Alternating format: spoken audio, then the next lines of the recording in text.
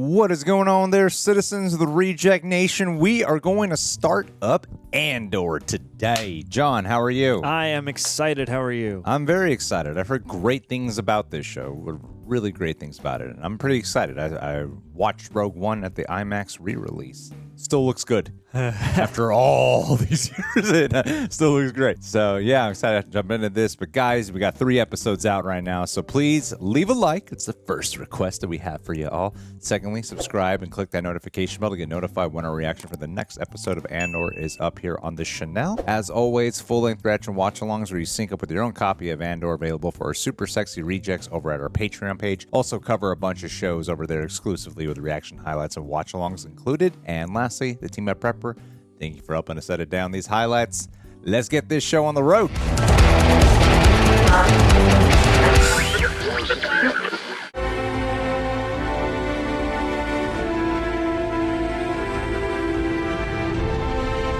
Feels like a 80s sci-fi movie. Yeah. It's like the beginning of Alien.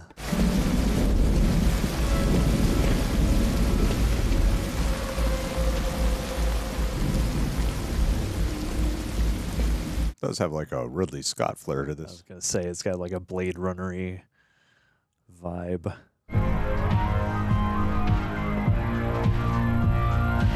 Someone's watching Tron Legacy. Don't even think about it. Just send you home crying. I say go for it, Andor. A friend of mine said there was a girl from Canary working here. It's not your girlfriend or something, is it? I don't have a girlfriend. Otherwise, why would I be here? Nostalgic, are we? Let me go and check on that for you. Star Wars erotica. Yeah, I never thought I'd see a brothel in this universe. You keep looking over it like there's something funny. Definitely not.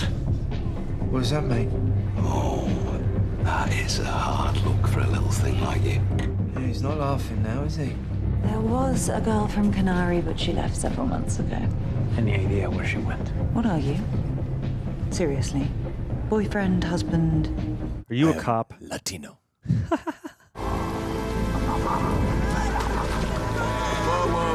hang on there.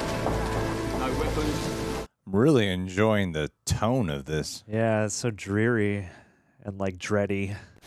Tough break. What have you swam over? Swim over, Scrono. Nah, he's not laughing anymore. If you've got corpo ID now, it'd be the time to pull it out. You'll have to see it, big stuff. There you go. Cool way to do that. I got 300 credits in my coat pocket. Ouch. Oh, the pocket. Oh, yeah.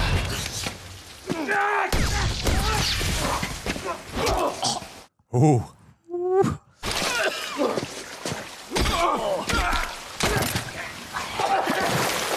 Tell me now! Tell me what to do! Get him up! Move! Oh my God. He's not breathing. We're going together. We played too hard and you didn't understand and he tried to grab you and he fell and he hit his head. I'll tell him what happened. Whoa! Cass shot first.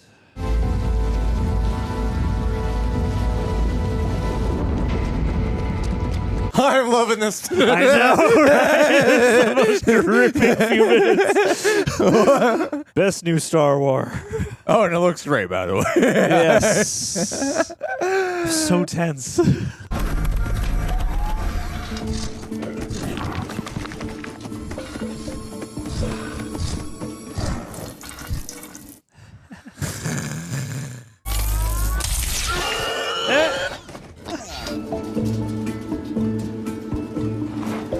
Praising the seriousness of it. Dog face. Nice touch. Cassian. Casa. I need to remember my whole life story before we begin. Before I joined the rebellion.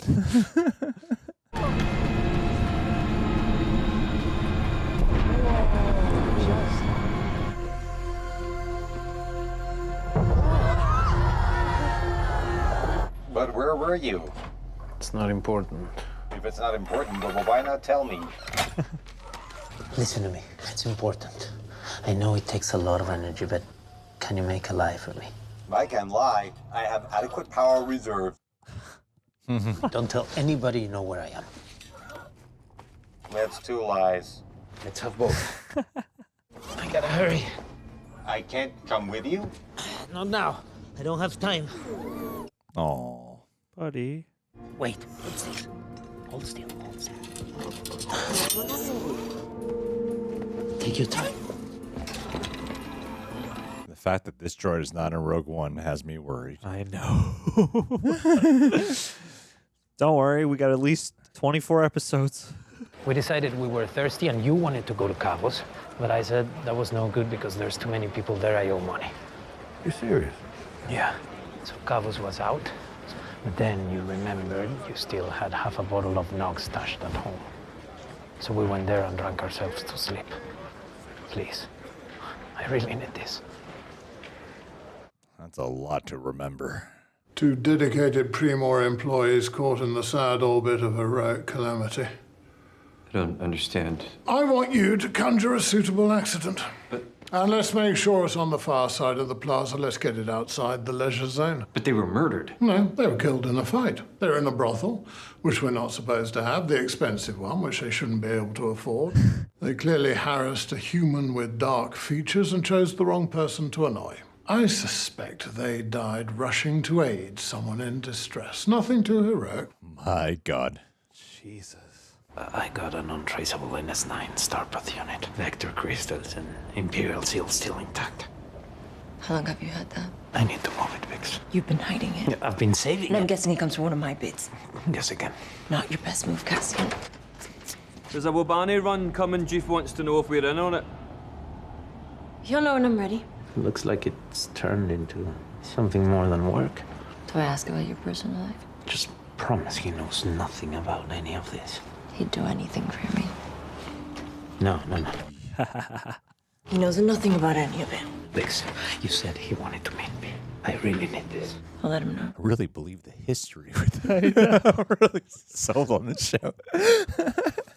She's tougher than both of us. I'm getting tired of hearing that. Then you better find yourself a less complicated woman. Menjuga tempochu hasi. Ma conforme. Sí que no optaren. Menjuga. I don't speak Spanish.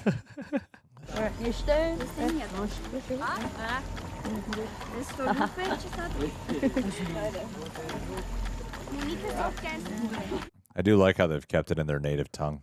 Yeah. Instead of pray bullshit. Yeah. What is that? Sublight something. Orlean Star Cab or day van, some old thing.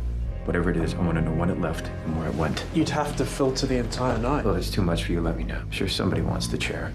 He's the Commissioner Gordon of the corporate office. I want my deposit back.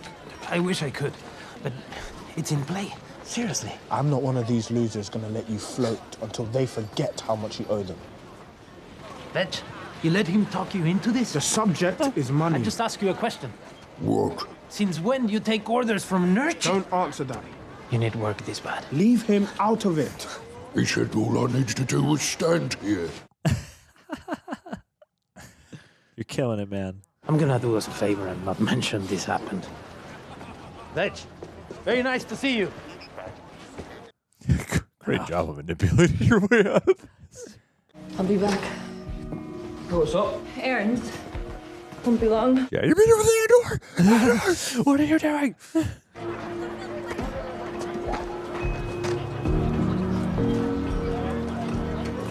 This is not the start of a healthy relationship.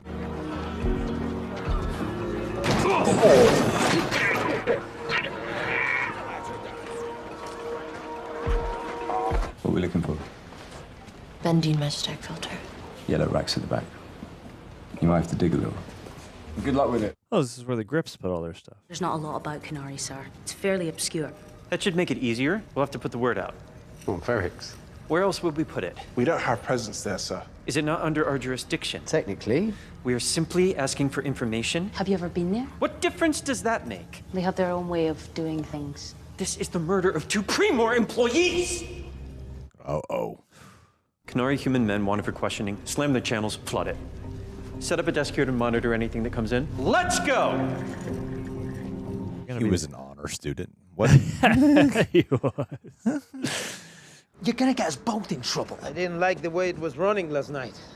So you do me a favor? No more favors, no more deals. Listen, I don't want to know what you're doing or why or where you took this thing last night or any of it. Finish up. Get out. Don't come back. Show really gets you to root for him, man. I know. It treats him like he's such a goddamn deadbeat.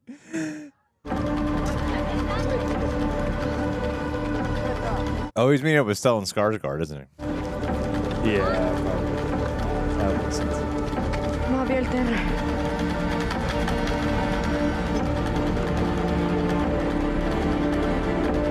Oh, was this the last time we saw her?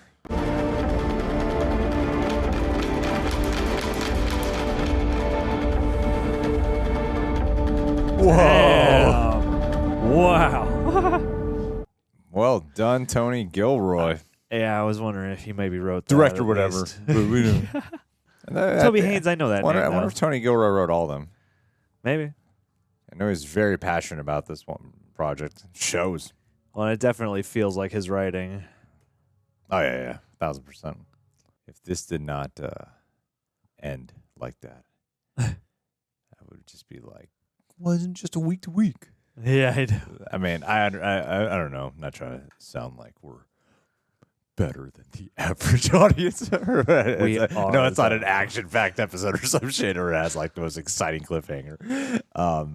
But for my personal taste, I'm like, this is the kind of show I've been kind of craving. This is for what the I've been Star Wars wanting world. all this time. Yeah. No, totally. Because I can't lie to you guys. You know, like, I mean, if you watch our reactions with any of these Star Wars shows, Boba Fett, like obviously The Mandalorian, love the hell out of The Mandalorian. Yes. But Boba Fett was really up and down experience. And As was Obi-Wan Kenobi. Obi-Wan, yeah, fell into the mid for me by the end. Had some like amazing moments, for sure, some amazing scenes, but the overall story that it told and how it was told was real mid for me.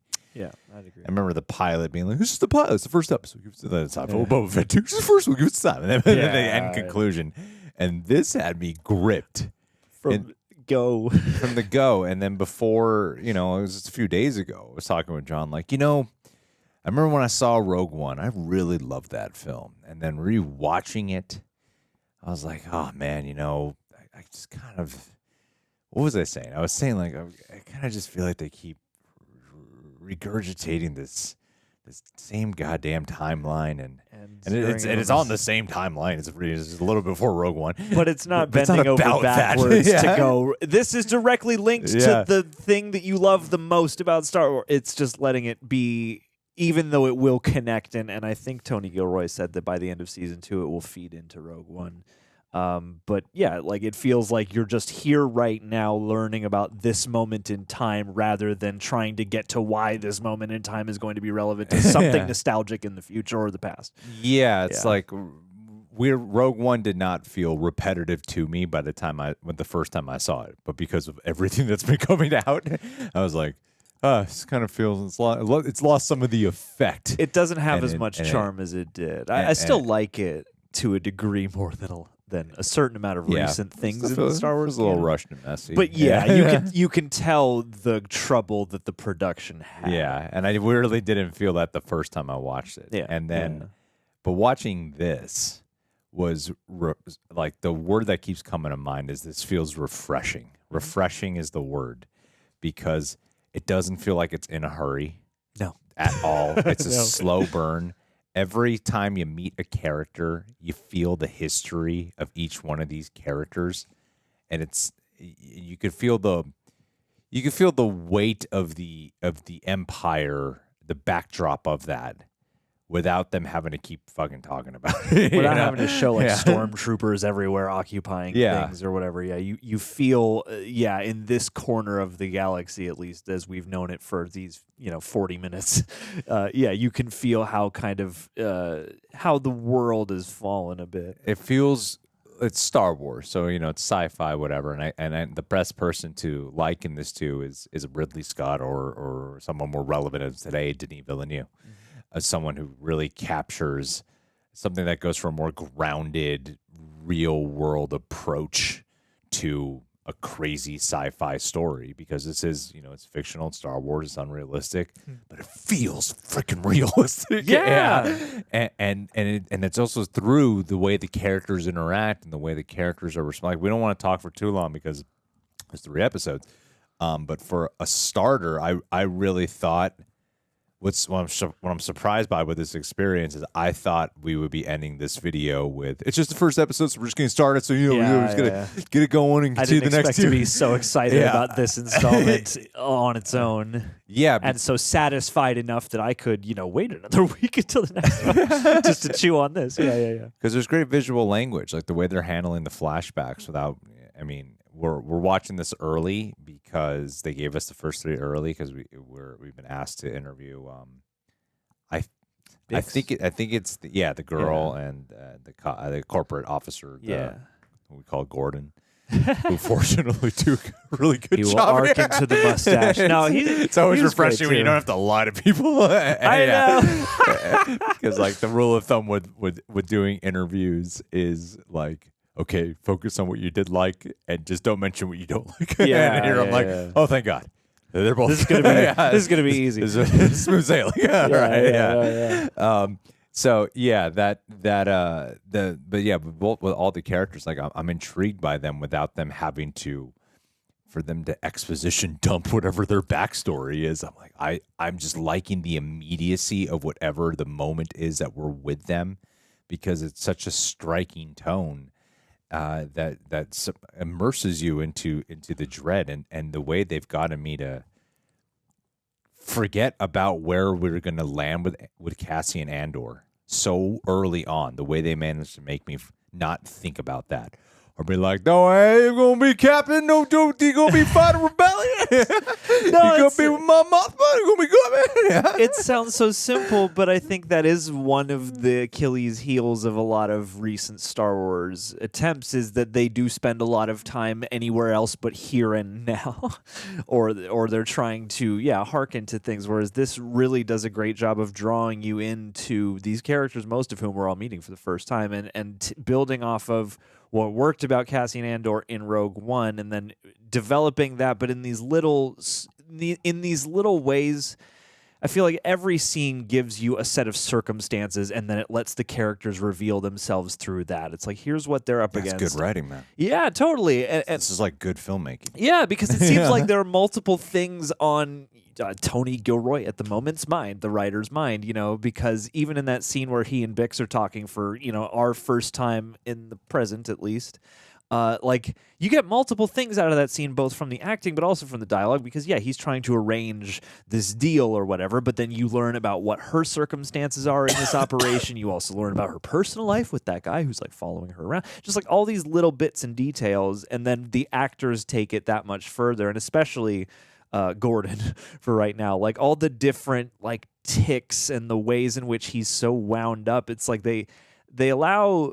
I commented on the music at one point, and there's a lot of great music across these series, but one thing I noticed in this episode is they often would let the music hang back during a lot of those scenes just to let the circumstances and the mannerisms really take, center stage, and to let you really relish in the tics and emotions and the things that are not said, because so many, it's like you said, like there's a big theme about, lies and distortion of the truth, and you look at both the Empire and a rebellion of any sort, and there's all these clashing circumstances and perspectives within all that, and I feel like thus far they've done nicely to draw this portrait of a world that is like gray and seedy. And I know everybody kind of goes back to that moment in Rogue One where he's like the lower class. Like it's really on the margins of society where like life the poverty side is hard. And I love that detail about like, he's in a brothel, and they were not even supposed to have those, and it was an expensive brothel. They weren't even supposed to be able to afford those. Like corporate greed. Like I like that we're dealing with the Morlana 1. Like we're dealing with just corporate officers. Yeah. It's not exactly. It's right in the middle. It's in the middle. It's not, like we're here with the Empire and the Imperials and they're building a Death Star or some shit. Like it feels like different than Rogue One, and it feels like it fits within the same world. Like you always kind of hope that they do their own thing a lot of the time, and they really rarely feel like they actually are able to. And with such a mature, like the first 10 minutes is some of the most mature I feel. Maybe not 10, but like. We were super technical about it. Up like through at least, I'll tell you exactly how. Like, through that chat first, that he no, has. it's like first 10 minutes. Yeah, like the first 10 minutes, it feels so adult. Like it feels adult. Like you're at a galactic brothel, and the killing someone holds weight. It feels almost Western like. Yeah, like kind of like what Unforgiven did, where. When he does kill that person, you could tell he's disturbed by what he did, despite the fact, because you think that it's just gonna be one of those things like I got 300 crits, come up, bam, messes them up or kills them, and he just walks away. But he's cool. But no, you feel the pain of taking a life, and even the corporate officer and the way he reacts to it. Like there is pain to the characters, and I think that is such a. I like having that haunting effect, and it feels like it's just doing its own thing and not being so concerned. And thinking about him working with the rebellion when he's purposeless right now. Yeah. He's just looking out for himself. He's a scoundrel. He's got like very minimal friends. Everyone writes him off as that guy you loan money to and he ain't gonna pay you back, Yeah. And he, shifty scavenger. And he plays it with such realism. Like it feels like such a real person, and every interaction he has feels so real. It feels like a survival skill, even in the moments where when he runs into the two guys in the street who are trying to muscle him for their deposit or whatever. Like it's that thing of, even in that, like that moment is more charming than the altercation in the alleyway, but even still you can feel the necessity in both moments of like, these are two different versions of how I need to survive. Yeah. And that moment in the alley is awesome, because I think it harkens to that moment in Rogue One where he caps the informant, which I think a lot of people pointed to as like, oh damn, that's kind of a stark moment. And here I thought they extract his opening scene. Yeah. And it reminded me kind of that, but in an even more, just unfurled kind of way where, like that whole moment you spend so much time within the tension and watching his face. Like that was a moment, like all these Star Wars shows look really good and they often have like a sequence or two with really astounding framing and visuals. But that was one thing where I was like, it's the simplest choice just to stay steady on him as the two voices get closer, and then as the altercation reaches a head, you start to cut and you feel, the real kind of pain and desperation when that guy's bargaining with him, and he's like, he's coming up with a cover story in that moment, and like it's fascinating, and the dreariness doesn't, at least yet, outstay its welcome. Like it's dreary in the right way. It feels like stylistic and substantial at the same time, style and substance. Yeah, and even that little bit of violence at the beginning, I love the way it was handled, because it felt like kind of real. Even when he got hit, it felt when he turns his head and he hits him, like just the way how it even though it had like the sound effect, the reaction to it and the way it was done wasn't like and then he like falls over or something. It was just so like kind of subtle, and it felt like it. Like it sells that, and then the way they're brawling. It sells that this wasn't supposed to end this way, kind of messiness. It was a really gripping opening, and then now establishing who he is in this world, and it gets me excited at the thought of him finding a real purpose in life, because you could tell how they're cutting back between the present day for the show, and then the past. Which I really appreciate how they're not, at least on our screeners, there's no subtitles. Yeah. There's no subtitles. And I like that, because you are just picking up on body language and facial expression, and you're understanding the communication via that. Yeah. and you could tell there's some type of tragic thing that's about to unfurl in this flashback here. So he's got some real painful, and obviously talked about in Rogue One as well, but going to have some painful backstory, and you could see that weight that he carries, and yet he hasn't done anything with that pain that is truly moving forward and doing some good. And I really get the impression, because even in Rogue One, there is that little tidbit when he does join up with Jyn Erso at the end, being like he's discovered, like there's some not so great things about the rebellion, and he wants to fight for something that's truly noble. And I think we're going to explore even the gray side of the rebellion that can be a little dirty. Well, yeah, because I think in the themes, in that watching so many stories and circumstances be sculpted into stories in this episode, it made me think of, you think of, the Empire and the propaganda of that and the brainwashing that comes along with that.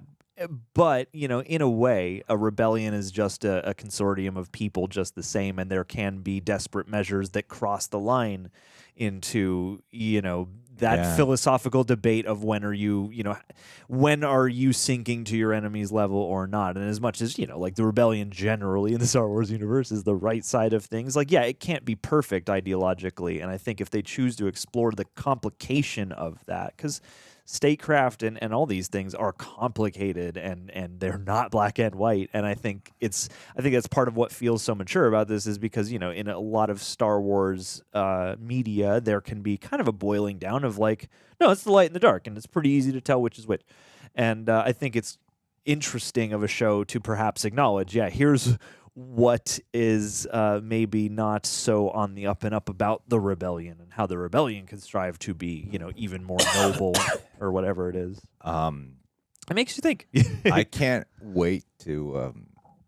I hope the next 2 episodes are good, but I was like, man, I want to just go to Twitter right now and be like, guys, the first episode of Andor is awesome. It's terrific. Get ready. I'm surprised by how much I enjoyed this. I was like, because I love the trailers. I have loved the trailers. But when I first heard about this show being announced, I was like, do I really want to see an Andor show? I really want to watch this dreary guy. And then I watched Rogue One again, and when I rewatched Rogue One, I was like, not one part of this movie makes me go, I want to see the backstory explored over several seasons of this guy. And then it's kind of cool. In like 10 to 15 minutes, I was like, I have never been so relieved to watch a Star Wars show before. This is so good. Everything is good. It is so good, and to have something like Mandalorian, which feels so like this is pure Star Wars, and then to have Andor, which has more of a scuzzy, and I like how it's exploring so much of these gray elements, and it has such a gray cinematography to it. I like that you have on the flip side this much more grounded fucking approach, and that feels dirtier, and but doesn't feel like forced grit or Disney grit. You know what I mean? No, it feels natural. It was striking, because it felt like, while it doesn't cross the line too hard into, HBO or something. Into anything past TV-14 territory, it has a sensibility that suggests that, maybe the folks at Disney got out of the way a little bit and said, make something that is a bit more mature, not necessarily adult, but more mature. It's got more sophisticated. It's got that war-weary undertone. It's like to war it. Noir. Yeah. There's a sprinkling of Sin City in there. Like it's ever so slight, but especially the way you meet him in the beginning, just like in that coat in the rain. And that girl too. The girl at the bar. It's the classic setup of like, I'm looking for a girl. Have you seen her? I got this one lead, But even the girl at the even the actress whose name we should commit to memory. Yes, Bix. That even meeting her like that she's not femme fatale. But kind of, yeah. Not necessarily the direct opposition to the protagonist, but she's obviously established as somebody who can take care of herself and is cunning. All right, cool. Yeah. I'm excited to watch the next episode. Can't wait. That was refreshing. I know. I'm so happy. So refreshing. Jesus Christ. I was not expecting to be walking away going, refreshing. Yeah. I hope people give this a chance because I know that the hype for it hasn't been as massive as they've hoped, but I hope the word of mouth, I expect good word of mouth on this. Oh, yeah. Under promise, over deliver. All right, guys. Well, thank you for being here. And let's get into the Patron of the Day shout out. Adelia Chamberlain. Adelia, we have looked up your name on Urban Dictionary. Yeah. Here it is. I think Adelia's unique name and people who have that name might be brave. Brave Adelia. A little embarrassing in some... No, let's do a different one. This is fucking awful. Okay. All right. Adelia Chamberlain. Adelia. Adelia. We have looked up what your name means on Urban Dictionary. Here we go. Adelia is a cute, kind, nice-looking girl. That she is. Truth. Mother F words. Facts. She hides her feelings a lot. She can, but she also can write them out. It may seem cold, but once you know her, you can discover how nice and kind she is. Yeah, she smacked me the first time we met, but it was worth it. All right. Underneath that smack was preciousness. There was tender, loving care in every moment of that smack. Even though she has been through a lot, she is still trying her best to recover and make her surroundings happy and smiling. Did you write this yourself, Adelia? Is this your autobiography? We did the Urban Dictionary for jokes. Usually these are absurd. I'm like, this is not far off. This is like when you read your horoscope and you're like, oh, actually, yeah, kind of. Who'd have thunk? This is really accurate. Well, thank you for updating Urban Dictionary. I assume your username is Oth26. Yeah, great job, Adelia. You have officially defined what the name Adelia means for everyone across the World Wide Web. Stay cute, kind, and nice. Love you, dear.